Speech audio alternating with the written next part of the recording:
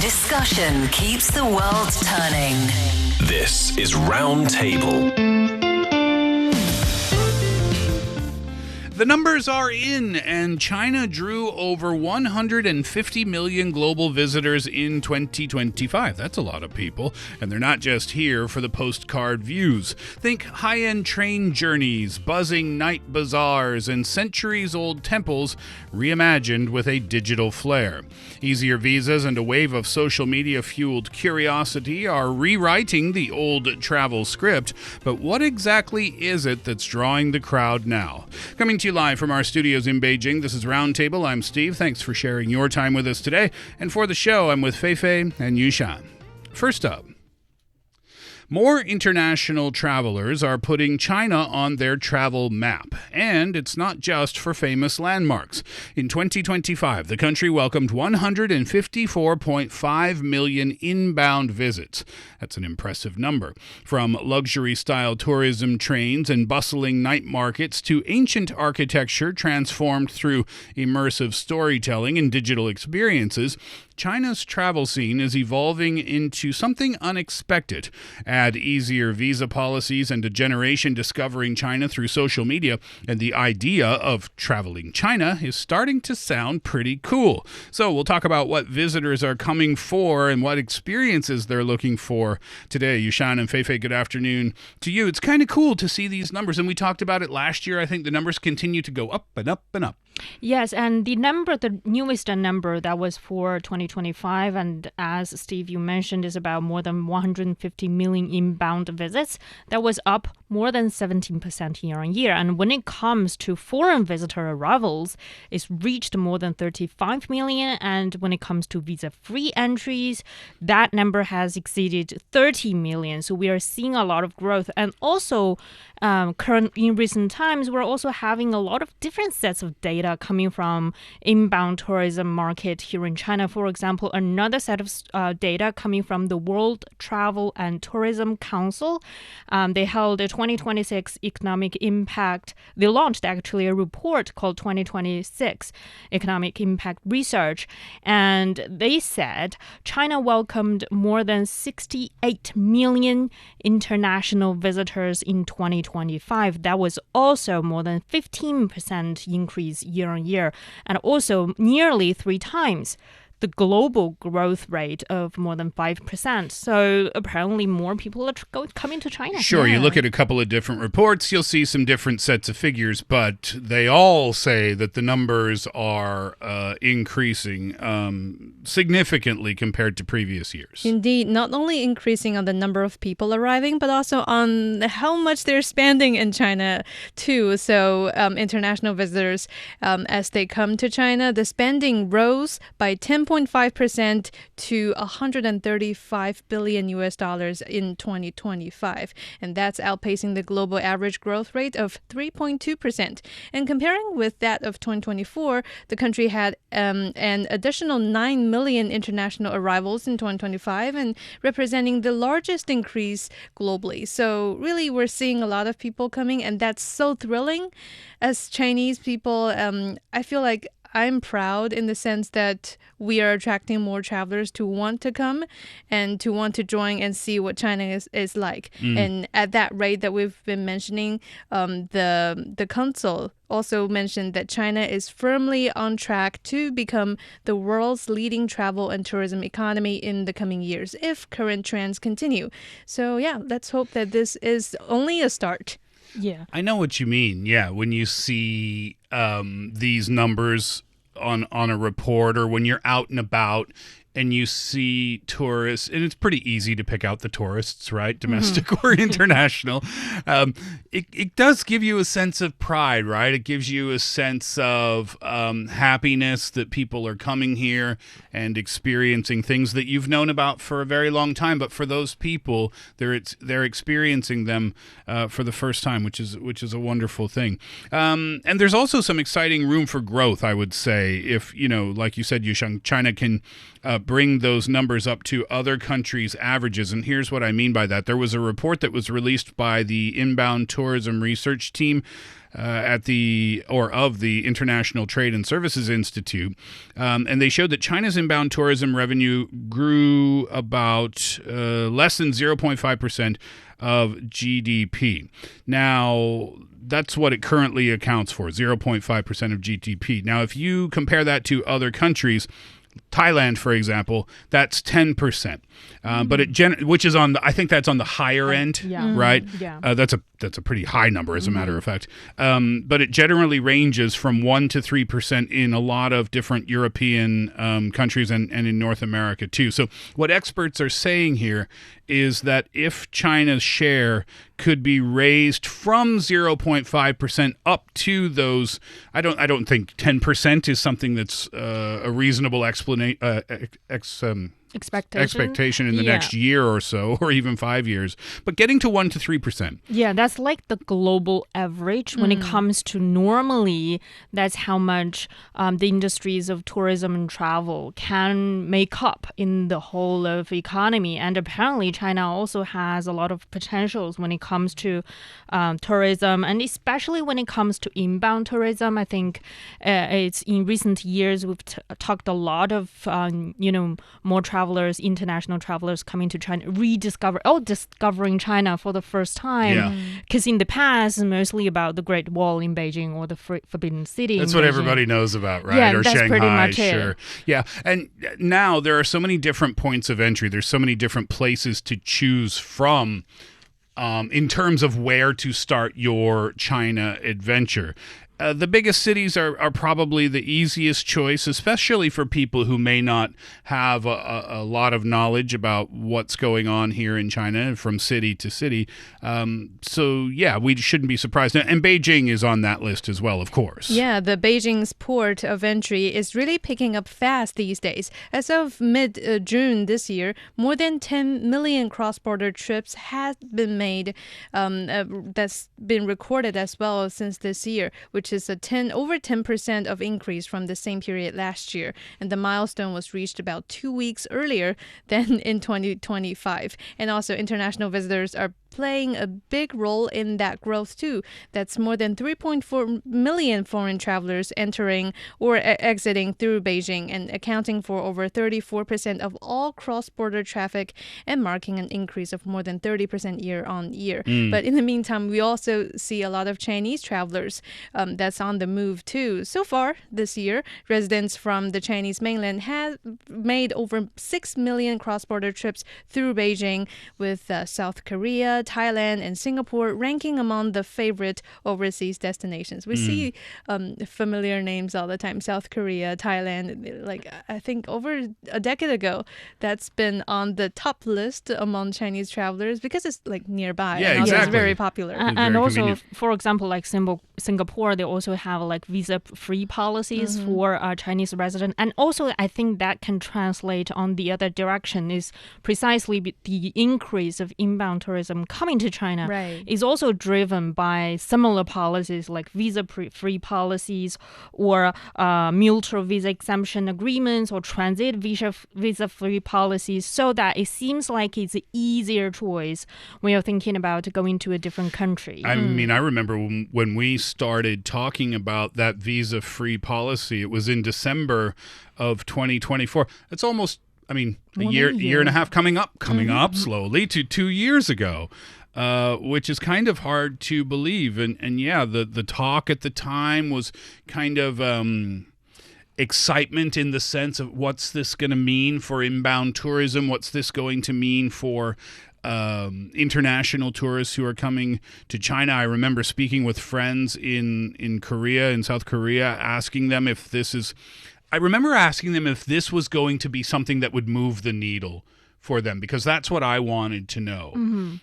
Being able to visit a country without having to go through a visa application process, which, by the way, is not particularly complicated, but complicated enough that it might stop you from choosing a destination if your choice B doesn't have that. And my friends responded, oh, yes, absolutely. I mean, not having to go through that little process is something that would very much encourage us to visit the country. And we're seeing that now in the numbers. That's not only true for my friends, that's true for millions and millions of other people who are coming. Yeah, and previously, I think when people think about China, especially if you're from outside of China, you don't see us as a travel a country known for tourism or known for travel. Like, it probably wouldn't hit you on the first note. But when you think about, for example, Thailand, you think about the sandy beach, the nice curry, the great seafood. So the image aligned nowadays is shifting. So now we're trying to open up and giving more opportunities to the global community so that they recognize differently that China is also a very popular travel destination too. So yeah, you mentioned the visa-free policy. It originated in 2024, but yeah, it unified and extended the previous 72-hour and 144-hour visa-free transit options to the nowadays 240 hours, meaning that if you, for example, are planning to go to a third country and you have the boarding pass and the certificate and the paperwork and everything ready, then that means you can travel through China, make the transit here, and stay 240-hour just to do travel here, visa-free travel around where you landed. Yeah. I don't think, 10 days is not... I didn't know this before I moved to China, but 10 days is not nearly enough. Yeah. It's Well, not. yeah. It's not nearly enough for the whole country. That's true. That's for sure. It's good enough for 2-3 cities, I would say, like 3 days, 3 days, 3 days. And the reason I say that is because I think it would encourage people to come back again. I've visited places in the world that weren't nearly as big, and I went and I saw it and I thought, okay, I enjoyed it, but I'm probably honestly not going to come back to this place again. I don't think that would be true for visitors to China, because you could visit the northern part of the country. You could do Beijing and Shanghai and other places in this part. And then the next trip you come back, you could do the southern regions. You could just divide it and travel through multiple trips. Yeah, and when it comes to, I think we are seeing these changes currently as well. I think when we first China implemented that 72-hour visa-free transit visa, the policy, a lot of travelers actually go to their big cities, Beijing, Sure. Shanghai, Because Shenzhen. that's a pretty short period of time. Yeah. But also, I think they don't really have an idea, which Of where else they yeah, can where go else to. can I go? But now we are seeing more cities because of one part is because they get to know China a little bit more, and they are choosing to lesser known cities like Chongqing, like Chengdu, and also even smaller, I think, for example, in Kunming or some cities in Guangxi, they're also starting to welcome international travelers. And that's also part of it is also because of easier transport system, like the high-speed rail, like the air connectivity that is helping travelers who have this up to 10 days visa-free policy in place, so they can explore at least one region, taking advantage of the very accessible and public transport system. Yeah, and then when people come and visit those places like Chengdu and Chongqing, then they will realize that China is so diverse, even in its city designs. Even in its city designs, one city is so different from the next one. It almost feels like you're in a different country somehow, some way. Yeah. So that's just a thing I think that international visitors are probably not prepared for. I've had the opportunity to speak to a few tourists. I was working on something different last year, and I went to one of the popular tourist hutongs, and I was just chatting. I met some people from France and other parts of Europe, and I found it interesting. They all said the same thing. They said, not what we expected. In a good way. In a good way. It was in the Chaoyang area of Beijing, which is kind of a more modern area of the city. And that was one of the things they said. We didn't expect it to be so modern. And then right next door in the hutongs, where you've got that old history feeling, and they said it's right next to each other. It's very cool. Didn't expect that at all. Yeah, and I think that's also sort of have this reverse shock to me as someone who's been living in China, is that I find a lot of international tourism are seeing, for example, like the contrast between ancient architecture versus modern architecture in cities like Beijing is very surprising and to them, and they didn't expect that. And another example would be, in Chongqing, people have that spot where they take videos and photos of them seemingly like eating the metro train. Oh, yes. That one, I didn't expect that either to be Right. so popular on, social media. Don't give away too much. I want to do that story maybe next week or coming up soon on Roundtable. But the magic behind all that you mentioned, Feifei, is social media, the power of it, and how young people are just playing around on social media, demonstrating so many facets of China that previously people probably have never heard of. So, nowadays Gen Z visitors are also a main force of the foreign visitors here in China, and they not only go to places like the Great Wall or Forbidden City, but also to smart hotels.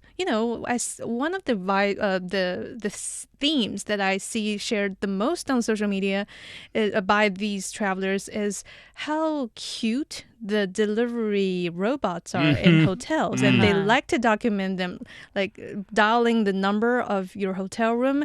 You open the door, there's a cute robot outside telling you to, here's your food, or here's your delivery, and don't forget to close my door, and bye-bye, and they'll go. So that's something cute that people like to share. And also we can see from that part that is China is really trying hard and working on how to make things easier and more convenient for travelers of no matter where you're from. When people think of, and I'm only speaking from my perspective, but I think this is generally true. When people think of China, they think of ancient history. And there's a good reason for that, because there's a lot of ancient history in China. But what they don't know, I think, is how technologically advanced the country is now. And I was guilty of that as well before I moved here. I mean, there's plenty of news media reports out there all the time on tech advancements, and now the world's catching up. Oh, okay, robots are in the news all the time. But before that, if you didn't know what to search, you just wouldn't see these stories online if you weren't looking for them. Yeah. So I think, people are surprised by that when they come. And I want to say this, too. Because the knowledge of China is so limited, people just don't know.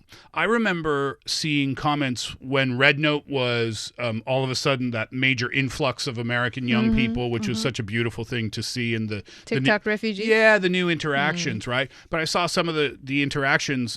So people would ask, Americans would ask, "Oh, do you have pizza there? Have you tried pizza before?" Yeah. And to us, you might think, oh, that's such a silly question. But the point is, people don't know. Yesterday, my American friend texted me and said, "Can you get potato chips in China?" It's like, yeah, of course. But again, the point is, people don't know. That is true. I've also have really similar encounters when I visited another country and they asked me about, do you have colored TV at your home? I was like, that was question for probably 40 years ago would be illegitimate. Yeah, well, listen, I'm from Canada. People think we live in igloos. So 12 months a year. So I think that's the charm of traveling, exploring and communicating with one another. Yeah. And things are changing too. I want to bring this up. This was a recent survey from the Pew Research Center. 27% of Americans now hold a favorable view of China. And you might think, well, that's a low number. There's room for improvement there. And there is room for improvement there. But that number, 27%, is nearly double the level recorded in 2023. And one notable finding is that generational divide. Younger Americans tend to view China more positively than older generations. And among the respondents under the age of 50, around 1/3 expressed favorable opinions of China. And I see this as just a wonderful thing that we have these exchanges, we have American students, and it doesn't have to be just America. It's just that's the statistic from that report. But coming over here, person-to-person exchanges, cultural exchanges, seeing what life is like here, seeing what the country is like, what the cities are like, and it just opens people's eyes and opens people's minds. Right. Yeah, and especially when it comes to, even though we have, like, for example, language barriers, I think when we first started to see a lot of the influx of inbound tourism coming to China, some of them are complaining, for example, I can't really understand a lot of things here because most of the things are written in Chinese. But there are changes, for example, when it comes to language services, when it comes to mobile services. We're also welcoming, payments coming from another side of the world, coming from a different banking system. Language translator apps. Yeah. That removes that barrier. Yeah, so that helps more people can explore more in depth, I would say, to other than just Beijing and Shanghai, and even beyond cities like Chongqing and Chengdu, you can go to smaller counties. For example, I think there is a county very close to Beijing. It's like a 40 minutes high-speed railway away. It's called Xinglong. It's in North China's Hebei province. It's a waterside town that is sort of transforming its evening into a very immersive cultural experiences. So you can have you can take a traditional covered boats with illuminated waterways and then watch and even participate in a lot of performances. And that's also something you can have an experience across China, not only here in the northern part. When I saw that this morning, you said waterside town, right? I read it as water slide town. And that would be more exciting. Why have I not been there yet? To that point, though, about getting to places that you wouldn't normally get to, I think it's a really cool thing. And the extra days with the visa free policy allows for this type of thing. Yeah, and also I kind of learned about this in the past few months as I try to accompany my foreign friends traveling around in China. What I learned, that we talked about like language barrier just now. So what I learned about on that is if you manage or try to learn just a little bit of Chinese, simple things like hello, 你好, or 谢谢, thank you, or I don't know Chinese, 我不说中文. If you just demonstrate a tiny little bit of skills, then people around you will be awed by the sense that very good. You speak very good. And there will be like uncles and aunties like trying to compensate, quote unquote, compensate to you by even trying to demonstrate their very limited English to you. People love it. People love it when you show an effort to speak their language, and that even happens within Canada.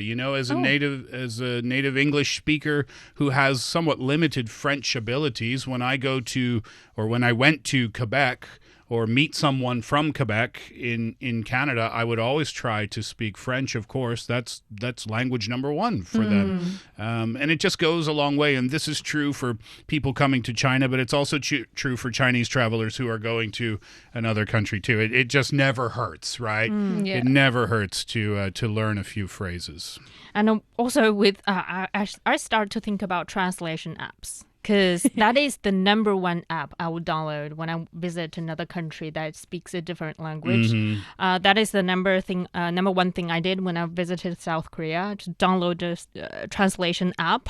And I think that also ease a lot of things, a lot of anxiety and tensions out when you are suddenly dropped in a place that you can't understand a word on any of the signage. You feel like you are illiterate in this society, and that really helps. But when it comes to traveling, especially to smaller counties... then you really need the translation apps. Yeah. That would be very, very helpful. Yeah. All right, so we're in the midst of summertime here.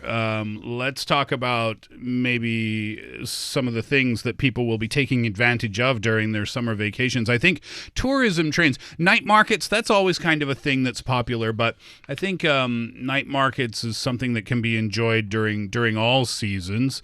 The tourism trains, though, probably see an uptick in number during the summertime. Yeah, China's tourism trains, they are undergoing a shift from simple transportation services to an integrated rail plus tourism experience system. So the new set of measures to deepen rail tourism integration has been released recently. And building on earlier plans to expand silver tourism trains, and by silver tourism trains, I mean those dedicated to elders.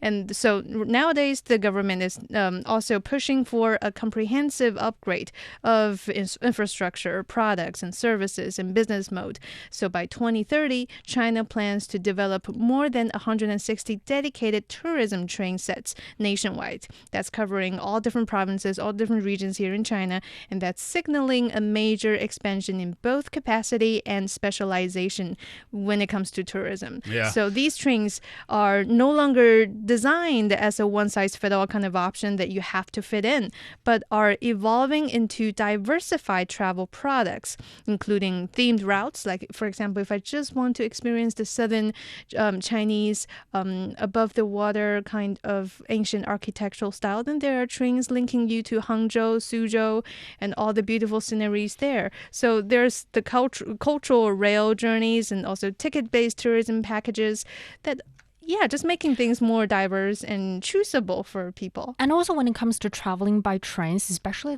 those luxurious express trains. For example, you take on it would be normally a little bit more expensive because you normally stayed on the trains for 1 or 2 weeks and you go across the country, going to different places and having meals, and even bathtubs included. The slow sleeper trains. Yeah, and it's very popular, I think, internationally. China, I think, does have some, but it's definitely not as widespread as in, for example, in European countries. But now I think they are trying to upgrade this kind of services because, as we mentioned, even with 10 days visa-free policy in place, it will still be very challenging if you want to explore in-depth experiences here in China. But taking on one of these trains, for example, there's one currently called Silk Road Dream Express that departs from Xining in Qinghai and then goes along the ancient Silk Road route and then eventually reaching to Gansu. And then you can go to different monasteries or the Mogao Caves or even going through Dunhuang. So you can enjoy this everything within 5 days and with the price of $3,500. Gosh, previously I used to plan, 2 days on the route, like I stop at this small station and then where to take the next train to the next station. Now they're planning things already for you. You don't have to worry about the planning. You don't have to worry about accommodation, language, and so on and so forth. Everything is covered. And there are a lot of more such routes in northeastern China, for instance. You can go through the forests there. And also even maybe in Chengdu, they have this panda-themed express. So that everything is sort of themed on pandas. So that was very cool. I think that is also one of the purposes. They're trying to having more such express railway lines so that people can enjoy a whole week or even fortnight long. It's amazing. It's journey. amazing. I mean, Chengdu to Chongqing on the high-speed train is an hour. Yeah, that's very cool. Right? I mean, it's just like, what? How fast that is and how convenient that is. You can experience 2 different cities on the same day if you were really, really rushed. But of course, you'd rather take your time. There you go. So those are some of the updated numbers for you. And give us a few months. And I guess after the summer season, we should have some more, I would think, to share, both internationally and domestically here on Roundtable.